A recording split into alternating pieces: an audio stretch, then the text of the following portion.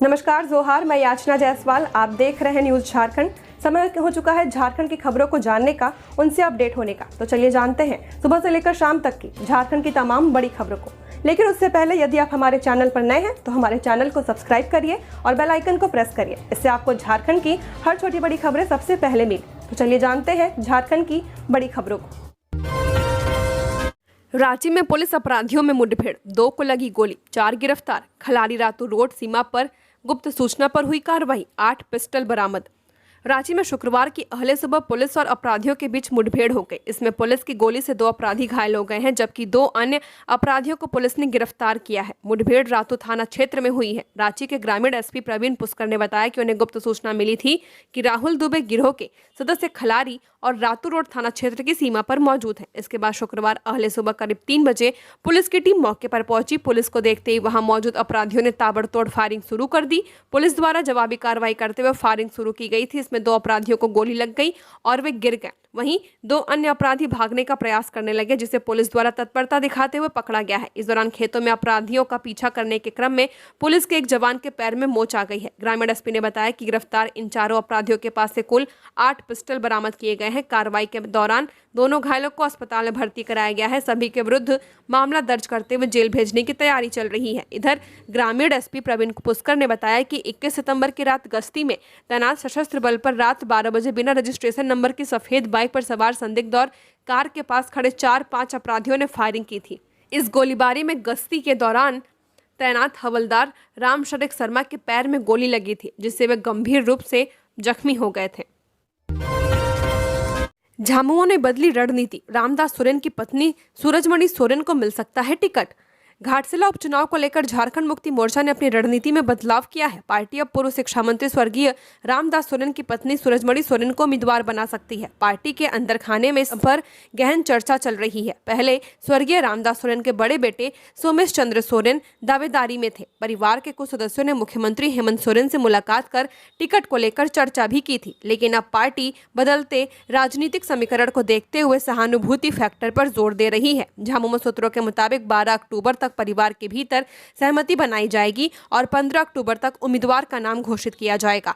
सोमेश सोरेन ने भी बयान दिया है कि अगर मां को टिकट मिलता है तो कोई परेशानी नहीं है। पार्टी का मानना है कि सूरजमणि सोरेन न केवल सहानुभूति की लहर का लाभ उठा सकती हैं, बल्कि स्वर्गीय रामदास की विरासत को भी मजबूती से आगे बढ़ा सकती हैं। वहीं स्वर्गीय रामदास के भतीजे विक्टर सोरेन, जो सांगठनिक कार्यों में सक्रिय रहे हैं, भी पार्टी के निर्णय का सम्मान कर सकते हैं। बिहार विधानसभा चुनाव को लेकर प्रशासन सख्त, कार से मिले 16 लाख से ज्यादा नकद।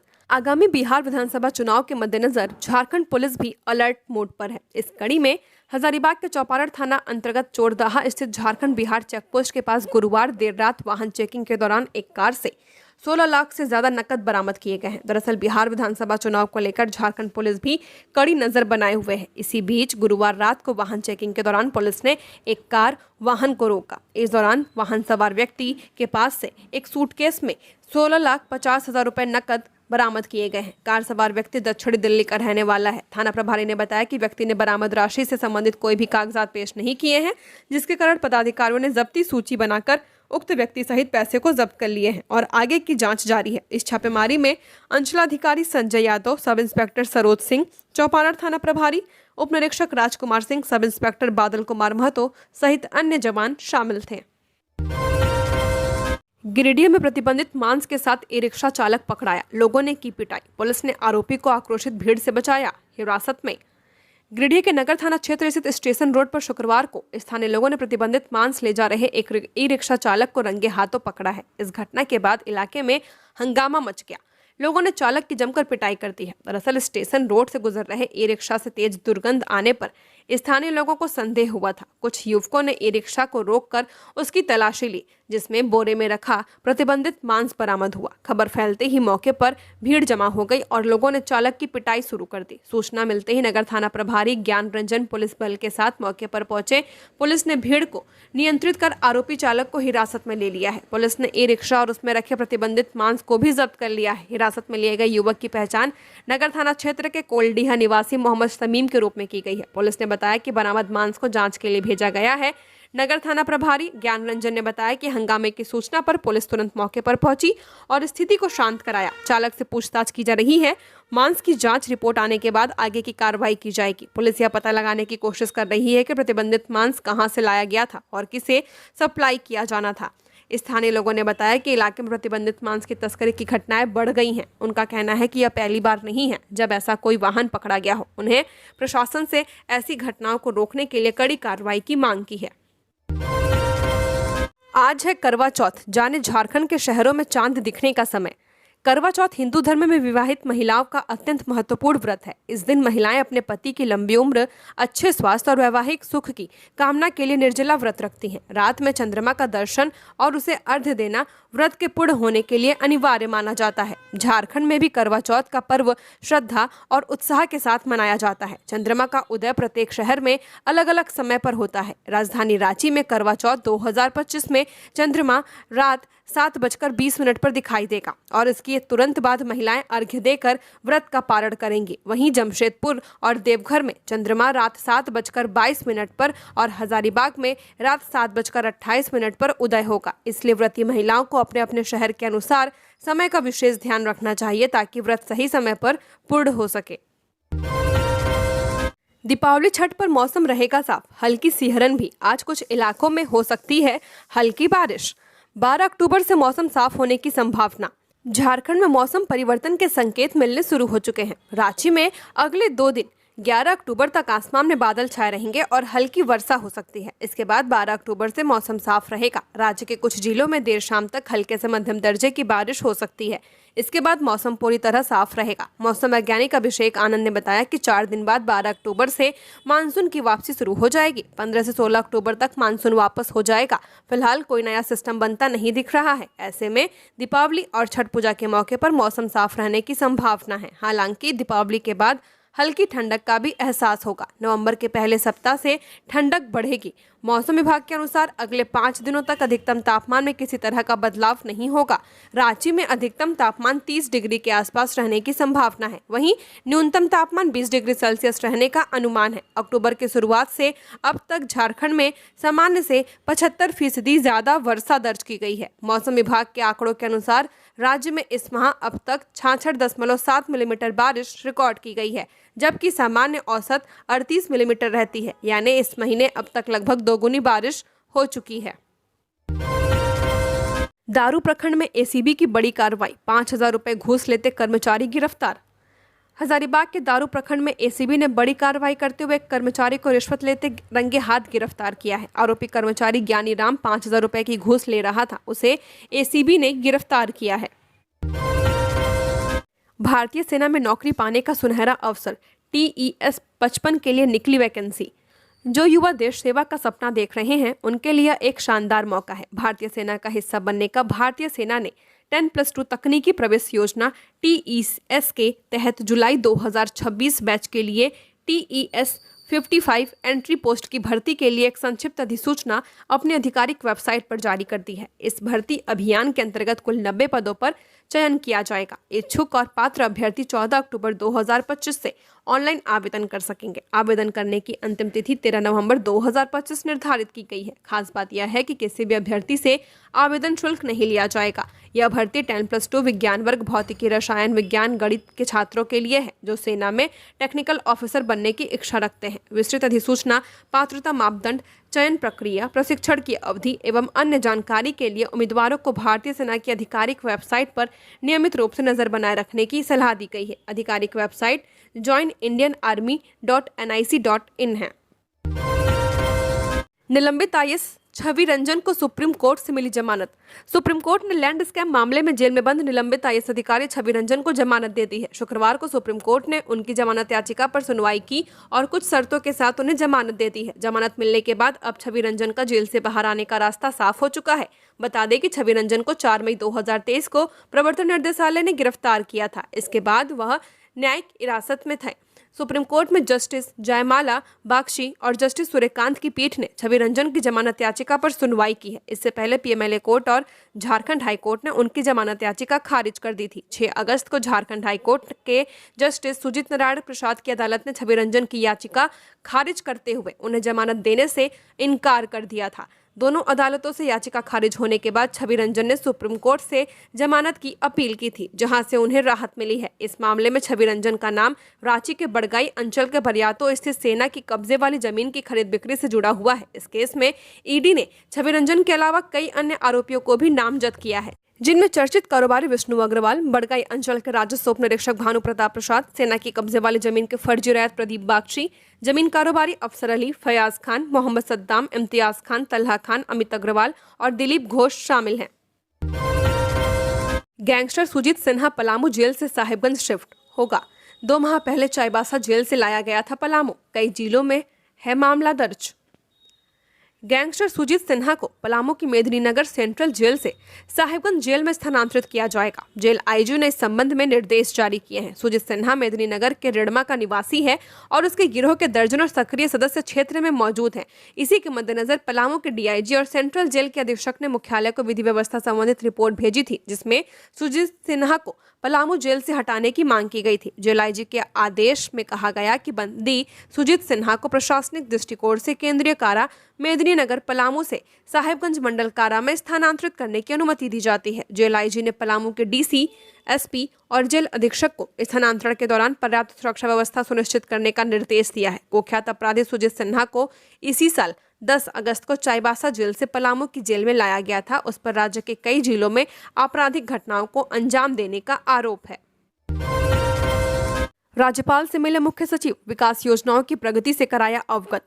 झारखंड के नवनियुक्त मुख्य सचिव अविनाश कुमार ने आज राजभवन में राज्यपाल संतोष कुमार गंगवार से शिष्टाचार भेंट की है। इस दौरान मुख्य सचिव ने राज्यपाल को राज्य सरकार द्वारा संचालित विभिन्न योजनाओं और विकास कार्यों की प्रगति की जानकारी दी है। गंगवार ने अविनाश कुमार को राज्य के समग्र विकास और जन कल्याण से जुड़ी योजनाओं के प्रभावी क्रियान्वयन पर विशेष ध्यान देने का निर्देश दिया है। चतरा में संदिग्ध अवस्था में इंजीनियर की मौत। संकट मोचन मंदिर के निर्माण कार्य में लगे थे। बिस्तर के नीचे से दवाएं भी बरामद। चतरा में एक इंजीनियर का शव उनके कमरे से बरामद किया गया है। घटना सिमरिया थाना क्षेत्र के शीला के पीरी गांव की है। यहाँ निर्माणाधीन संकट मोचन मंदिर के कार्य में ये लगे हुए थे। मृतक के बिस्तर के नीचे से कुछ दवाएं भी बरामद की गई हैं। मृतक की पहचान बिहार के मधेपुरा निवासी दिल नवाज के रूप में की गई है। इधर सूचना मिलते ही पुलिस मौके पर पहुंची और शव को पोस्टमार्टम के लिए सदर अस्पताल भेज दिया। पुलिस ने बताया कि उन्हें मंदिर निर्माण कार्य के लिए चतरा आए इंजीनियर की मौत की जानकारी मिली थी। सिमरिया थाना के एसआई नंदलाल राम के अनुसार मृतक कुछ दिनों से बीमार चल रहा था और दवाइयां भी ले रहा था। हालांकि घटनास्थल से मृतक के बिस्तर के नीचे से कुछ दवाएं भी बरामद की गई हैं।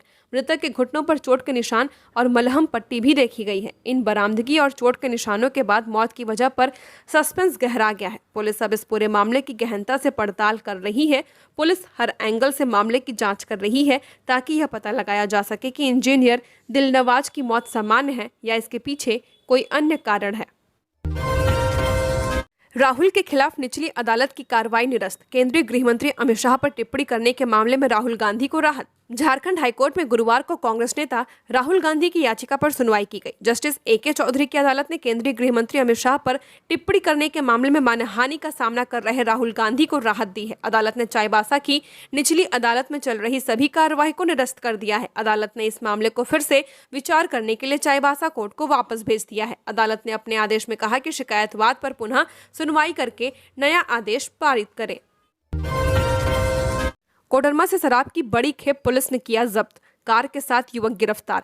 बिहार विधानसभा चुनाव की तारीखों के ऐलान होते ही बिहार प्रशासन और उससे सटे अन्य राज्यों की प्रशासन पूरी तरह सख्त हो चुकी है। इसका एक उदाहरण कोडरमा थाना क्षेत्र के रांची पटना रोड मुख्य मार्ग पर स्थित कोडरमा घाटी के मेघातरी चेक पोस्ट पर देखने को मिला है, जहां पुलिस ने गुरुवार की शाम स्कोडा कार से भारी मात्रा में अंग्रेजी शराब जब्त किया है। वहीं पुलिस ने इस मामले में कार चालक को गिरफ्तार किया है और उससे पूछताछ कर रही है। रांची के 3 थाना प्रभारी बदले गए, अधिसूचना जारी। रांची में 3 थाना प्रभारियों के तबादले किए गए हैं। इसके संबंध में पुलिस विभाग द्वारा आधिकारिक अधिसूचना जारी कर दी गई है और मांझी थाना में पदस्थापित मनीष तिवारी को अब अरगोड़ा थाना का प्रभारी नियुक्त किया गया है। वहीं अरगोड़ा थाना में तैनात ब्रह्मदेव प्रसाद को पुलिस की छवि धूमिल करने के आरोप में निलंबित कर दिया गया है। इसके अलावा शशिभूषण चौधरी को और मांझी थाना की कमान सौंपी गई है। वे इससे पहले मांडर अंचल में अपनी सेवाएं दे रहे थे। इसी क्रम में पूनम कुजूर को पुलिस केंद्र से स्थानांतरित कर चुटिया थाना प्रभारी बनाया गया है। चाईबासा में शिक्षकों से अवैध वसूली मामले में 3 शिक्षक निलंबित, जांच में और नाम आने की संभावना। पश्चिमी सिंहभूम के चाईबासा में शिक्षकों से लाखों रुपए की अवैध वसूली के मामले में प्रशासन ने सख्त रुख अपनाते हुए कड़ी कार्रवाई की है। उपायुक्त चंदन कुमार के निर्देश पर विभागीय जांच रिपोर्ट के आधार पर 3 शिक्षकों को निलंबित कर दिया गया है। निलंबित शिक्षकों में राकेश महतो मारवाड़ी +2 उच्च विद्यालय चक्रधरपुर, प्रदीप फेडरिक मिंज +2 उच्च विद्यालय गोइलकेरा, आलोक मुंडू +2 उच्च विद्यालय कुल्डा नबंद गांव शामिल हैं। यह मामला स्नातकोत्तर प्रशिक्षित शिक्षकों से जुड़ा है, जिससे बकाया वेतन भुगतान के नाम पर अवैध रूप से 35 से 40 लाख रुपए तक की वसूली की गई थी। बताया जा रहा है कि यह राशि ऑनलाइन ट्रांजैक्शन और नकद दोनों तरीकों से ली गई थी। इस संबंध में शिक्षकों के एक समूह ने जिला शिक्षा अधिकारी के समक्ष लिखित शिकायत दर्ज कराई थी, जिसमें आरोप लगाया गया कि उनसे वेतन दिलाने के नाम पर बड़ी रकम वसूली गई है, लेकिन न तो वेतन मिला और न ही पैसा वापस किया गया। आउटसोर्स कर्मियों को मानदेय बढ़ोतरी का दिलासा देकर भूल गई सरकार। राज्य के कई दफ्तरों में सरकारी कार्यों के सही और समय से निपटारे में अपनी अहम भूमिका निभा रहे आउटसोर्स कर्मियों को मानदेय बढ़ोतरी का दिलासा देकर भूल गई सरकार। दरअसल राज्य सरकार ने आउटसोर्स कर्मियों के बेहतर सेवा शर्तों को बनाने तथा उनके मानदेय में वृद्धि के लिए 22 मई 2025 की कैबिनेट में Jharkhand procurement of goods and service manual को स्वीकृति प्रदान की थी। मानदेय बढ़ोतरी और बेहतर सेवा शर्तों के निर्धारण के लिए वित्त विभाग के विशेष सचिव अमित कुमार की अध्यक्षता में एक कमेटी का भी गठन किया गया था, लेकिन लगभग 5 माह बीतने के बाद भी अब तक कमेटी की एक भी बैठक नहीं ली गई है। इस संबंध में वित्त विभाग के विशेष सचिव और कमेटी के अध्यक्ष अमित कुमार से पूछने पर उन्होंने कहा कि कमेटी की एक बैठक बुलाई गई थी, लेकिन अपरिहार्य कारणों से स्थगित कर दी गई थी। तमिलनाडु की एक कंपनी में बंधक झारखंड की 2 बच्चियों की सकुशल हुई वापसी, सीएम के संज्ञान लेने पर हरकत में आया सिस्टम। तमिलनाडु की एक कंपनी द्वारा बंधक बनाई गई पूर्वी सिंहभूम की 2 लड़कियों को सुरक्षित बरामद कर परिजनों को सौंप दिया गया है। सीएम हेमंत सोरेन के संज्ञान लेने के बाद जमशेदपुर पुलिस की पहल से संभव हो पाया है। इस मामले को पोटका के झामुमो विधायक संजीव सरदार ने उठाया था। उन्होंने एक्स पर सीएम हेमंत सोरेन, श्रम मंत्री संजय प्रसाद यादव और जमशेदपुर पुलिस को टैग कर 2 बच्चियों की सकुशल वापसी का आग्रह किया था। पूर्वी सिंहभूम के सुंदरनगर थाना क्षेत्र के बायंग गबिल निवासी कृष्णा जोंको ने उपायुक्त को आवेदन किया था कि उन्होंने आरोप लगाया था कि उनकी बेटी और भांजी को तमिलनाडु में एक कंपनी ने जबरन बंधक बनाकर रखा है। कंपनी का पता कोयम्बटूर के कोल्लुपालयम अरासुर स्थित quantum nits a unit of KPR mill limited बताया गया था। उन्होंने कहा कि एक रिश्तेदार ने दोनों बच्चियों को नौकरी दिलाने के लिए 22 जुलाई को उस कंपनी में ले गया था। दोनों बच्चियों ने वहां कुछ दिन काम भी किया, लेकिन जब नौकरी छोड़ने की इच्छा जताई तो बंधक बनाकर रख लिया गया।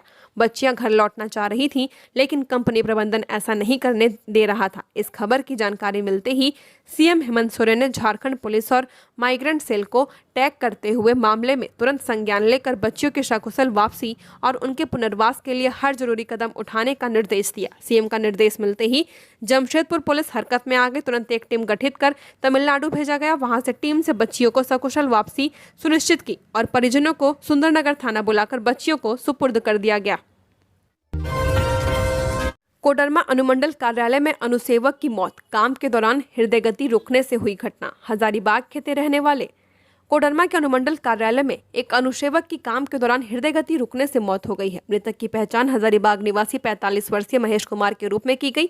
वह अनुमंडल कार्यालय में अनुसेवक के पद पर कार्यरत थे। जानकारी के अनुसार गुरुवार रात करीब 8 बजे कार्यालय के अन्य कर्मचारी अपना काम खत्म कर घर जा रहे थे। चूंकि कार्यालय में ताला लगाने का काम महेश कुमार ही करते थे, इसलिए कर्मचारियों ने उन्हें ढूंढना शुरू किया, लेकिन वह कहीं नहीं मिले। कर्मचारियों ने उन्हें फोन किया तो पता चला कि उनका मोबाइल ऑफिस के कमरे में बज रहा है। कर्मियों को लगा कि महेश अपना फोन ऑफिस में छोड़कर किसी जरूरी काम से घर चले गए हैं। इसके बाद गोलू सिन्हा नामक एक कर्मचारी ने मुख्य दरवाजे पर ताला लगाकर महेश का मोबाइल फोन उनकी पत्नी को घर जाकर दे दिया। काफी समय बीत जाने के बाद भी जब महेश घर नहीं पहुंचे तो उनकी पत्नी अपने बेटे के साथ उन्हें ढूंढते हुए अनुमंडल पदाधिकारी के आवास पहुंची और महेश के बारे में पूछताछ की। वहां मौजूद गार्ड ने अनुमंडल कार्यालय की एक अन्य चाबी का गुच्छा लेकर महेश की पत्नी के साथ कार्यालय पहुंचे। काफी खोजबीन के बाद महेश एसडीओ के चैम्बर में बेसुध हालत में पड़े मिले। उन्हें तुरंत सदर अस्पताल ले जाया गया, जहां चिकित्सकों ने उन्हें मृत घोषित कर दिया। घटना की सूचना मिलने पर एसडीओ रिया सिंह सदर अस्पताल पहुंची और मृतक के परिजनों को ढांढस बंधाया। दिवाली छठ में बिहार जाने वाले यात्रियों की भारी भीड़, कम पड़ रही स्पेशल ट्रेनें। पटना समेत कई मार्गों की ट्रेनों में तेजी से बढ़ रही वेटिंग। दिवाली और छठ पूजा जैसे बड़े त्योहारों को देखते हुए रांची रेल मंडल की ओर से अब तक 14 जोड़ी स्पेशल ट्रेनों का संचालन किया जा रहा है। यह पहली बार है कि जब किसी वर्ष त्योहारों के दौरान इतनी अधिक स्पेशल ट्रेनें चलाई गई हैं। हालांकि इसके बावजूद बिहार की ओर जाने वाली ट्रेनों में सीटों की भारी किल्लत देखने को मिल रही है। रांची से पटना, गया, आरा, समस्तीपुर समेत अन्य मार्गों की ट्रेनों में वेटिंग तेजी से बढ़ रही है। कुछ ट्रेनों में सीटें पूरी तरह भर चुकी हैं, जबकि अन्य में बेहद सीमित सीटें शेष हैं। इसके अलावा दिल्ली, मुंबई, पुणे और बेंगलुरु जैसे महानगरों से झारखंड और बिहार लौटने वालों की संख्या भी काफी ज्यादा है। इन ट्रेनों में भी लंबी वेटिंग चल रही है। रेलवे की कोशिशों के बावजूद यात्रियों की भारी भीड़ के चलते स्पेशल ट्रेनें भी नाकाफी साबित हो रही हैं। यात्रियों द्वारा अतिरिक्त कोच जोड़ने या ट्रेनें चलाने की मांग की जा रही है। छठ के दौरान पटना जाने वाली ट्रेनों में वेटिंग बढ़ती ही जा रही है। रांची से बिहार के विभिन्न स्थानों के लिए 35 बसें जाती हैं। इन बसों में छठ के 2 दिन पहले तक औसतन 50% सीटें बुक हो चुकी हैं। यह कहते हुए बस चालक संघ के महासचिव राणा बजरंगी ने कहा कि ऑनलाइन में कई लोग ज्यादा पैसे ले रहे हैं। भाड़ा में 1 रुपए की बढ़ोतरी नहीं की गई है। उन्होंने कहा कि छठ के दौरान बसों की किल्लत हो सकती है। 10 नई बसें भी चलने की संभावना है। उन्होंने यह भी कहा कि बिहार सरकार द्वारा सरकारी बस स्टैंड से 4 बसें चलाई जा सकती हैं। मेहिजाम में नाली विवाद में पति पत्नी पर हमला, रॉड से मारपीट, सीसीटीवी में कैद हुई घटना, पुलिस जांच में जुटी। जमताड़ा के मेहिजाम थाना क्षेत्र के वार्ड नंबर 12 में नाली और गंदे पानी के बहाव को लेकर विवाद ने हिंसक रूप ले लिया। इस घटना में एक दंपत्ति पर लोहे की रॉड और लाठी से हमला किया गया है। यह पूरी वारदात सीसीटीवी कैमरे में कैद हो गई है, जिसके बाद पुलिस मामले की जांच में जुट गई है। पीड़ित वीरेंद्र पासवान और उनकी पत्नी गीता देवी ने अपने घर के सामने जमा हो रहे गंदे पानी और कचरे के बहाव का विरोध किया था। इसके बाद पड़ोसी रेणु देवी, आरती देवी, सूरज सोनी और कुछ अन्य लोगों ने उन पर हमला कर दिया। इस हमले में वीरेंद्र पासवान का बायां हाथ टूट गया है, जबकि गीता देवी के सिर और शरीर पर गंभीर चोटें आई हैं। दोनों को पहले हांसी पहाड़ी स्वास्थ्य केंद्र में भर्ती कराया गया था, जहां से उन्हें बेहतर इलाज के लिए चिरेका के कस्तूरबा गांधी अस्पताल रेफर किया गया है। दूसरे पक्ष की रेणु देवी को भी जमताड़ा सदर अस्पताल में भर्ती कराया गया है। वीरेंद्र पासवान के घर में लगे सीसीटीवी कैमरों में यह पूरी घटना रिकॉर्ड हो गई है। हमलावरों ने घटना के सबूत मिटाने के लिए बाहरी कैमरा तोड़ने का भी प्रयास किया था। घटना की सूचना मिलते ही मेहिजाम थाना पुलिस मौके पर पहुंची और सीसीटीवी फुटेज की जांच कर रही है। स्थानीय लोगों के अनुसार नाली जाम और पानी निकासी की समस्या को लेकर वार्ड में लंबे समय से नगर परिषद और प्रशासन को शिकायतें दी जा रही थी, लेकिन इस पर कोई कार्रवाई नहीं हुई थी। सीयूजे में 4 वर्षीय स्नातक प्रोग्राम के खाली सीटों के लिए मॉप अप राउंड काउंसलिंग 13 को। सीयूजे में 4 वर्षीय स्नातक कार्यक्रमों में SC, ST और अन्य श्रेणी विद्यार्थियों के लिए खाली सीटों में विशेष मॉपअप चरण की एडमिशन रजिस्ट्रेशन एवं काउंसलिंग 13 अक्टूबर 2025 को सुबह 10:30 से दोपहर 2:30 तक विश्वविद्यालय में चलेगी। यह प्रक्रिया केवल उन्हीं श्रेणियों और कार्यक्रमों के लिए है जहां खाली सीटें उपलब्ध हैं। इस संबंधित जानकारी को सीयूजे के वेबसाइट पर उपलब्ध कराया गया है। प्रवेश योग्यता परीक्षा 10+2 या समकक्ष के अंकों के आधार पर होगी। सामान्य OBC EWS श्रेणी के उम्मीदवारों के लिए 800 रुपये, SC ST श्रेणी के उम्मीदवारों के लिए 400 रुपये, दिव्यांग महिला उम्मीदवारों के लिए 200 रुपये फीस लगेगी, जो कि वापस नहीं की जाएगी। सभी इच्छुक एवं योग्य अभ्यर्थी निर्धारित समय पर विश्वविद्यालय में सभी जरूरी कागजात लेकर प्रस्तुत हो। रांची जोनल आईजी ने अरगोड़ा थाना प्रभारी को किया suspend. Zonal IG Manoj Kaushik ने अरगोड़ा थाना प्रभारी ब्रह्मदेव प्रसाद को तत्काल प्रभाव से सस्पेंड कर दिया है। सूत्रों से मिली जानकारी के मुताबिक बीते दिन अरगोड़ा थाना में एक युवक को हाजत में बंद कर मारपीट का मामला सामने आया था। इसके बाद SSP ने एक सब इंस्पेक्टर को सस्पेंड किया था, जबकि इंस्पेक्टर को लेकर एक रिपोर्ट जोनल आईजी को भेजी गई थी, जिस पर जोनल आईजी ने यह कार्रवाई की है। सीयूजे और आईआईटी खड़गपुर की पहल पर कार्यक्रम का आयोजन, सफल स्टार्टअप छात्रों से किया गया संवाद।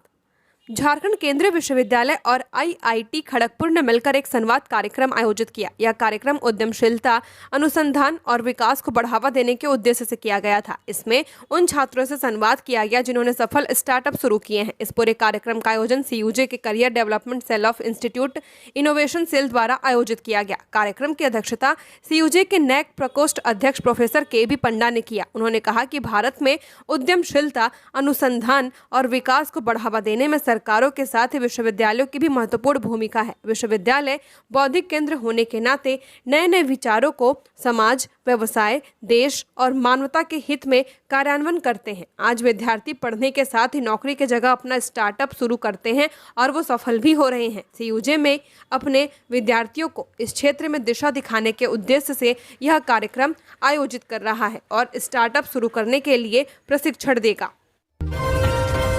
चक्रधरपुर रेलवे स्टेशन पर किया गया मॉक ड्रिल, ट्रेन की खिड़की काटकर निकालेगा यात्री, अस्थायी मेडिकल कैंप में किया गया इलाज। पश्चिमी सिंहभूम के चक्रधरपुर रेलवे स्टेशन पर शुक्रवार को मॉक ड्रिल का आयोजन किया गया। सायरन बजते ही स्टेशन पर अफरा तफरी मच गई और धुएं का गुब्बार उठता दिखाई दिया। हालांकि यह कोई वास्तविक दुर्घटना नहीं थी, बल्कि आपातकालीन स्थितियों से निपटने के लिए रेलवे की तैयारियों का आकलन करने के लिए एक अभ्यास था। इस मॉक ड्रिल में एक ट्रेन दुर्घटना का परिदृश्य बनाया गया था, जिसमें 5 यात्रियों की मौत और 8 के घायल होने की स्थिति दिखाई गई। घायलों में एक यात्री गंभीर रूप से घायल दिखाई दिया। यात्रियों को ट्रेन की खिड़कियां काटकर बाहर निकाला गया और उन्हें अस्थायी मेडिकल कैंप में प्राथमिक उपचार दिया गया। चंपई सोरेन ने राज्य सरकार को कह दिया बेशर्म, रिम्स में मौत पर 5,000 रुपए की मदद पर फूटा गुस्सा। पूर्व मुख्यमंत्री चंपई सोरेन ने राज्य सरकार पर तीखा हमला बोला है और सरकार को बेशर्म करार दिया है। उन्होंने अपने सोशल मीडिया पोस्ट में कहा, बधाई हो, झारखंड सरकार ने रिम्स में इलाज करवाने वाले गरीबों की जान की कीमत तय कर दी है। बताइए इतनी बड़ी रकम का क्या करेंगे आप, बेशर्म सरकार। दरअसल राज्य के सबसे बड़े अस्पताल रिम्स शासी परिषद की बैठक में 9 अक्टूबर को एक अहम प्रस्ताव पारित किया गया है, जिसने राज्य की राजनीति में हलचल मचा दी है। इस प्रस्ताव के अनुसार रिम्स में इलाज के दौरान जिन मरीजों की मौत होगी, उनके परिजनों को अब यूपीआई के माध्यम से 5,000 रुपए की सहायता राशि दी जाएगी। स्वास्थ्य मंत्री डॉक्टर इरफान अंसारी के अनुसार इस कदम पर राज्य सरकार सालाना लगभग 7 करोड़ रुपए खर्च करेगी और यह सहायता सभी वर्गों के लोगों के लिए उपलब्ध होगी।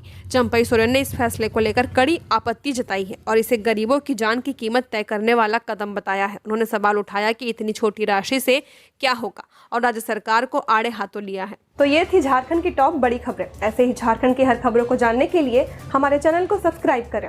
धन्यवाद।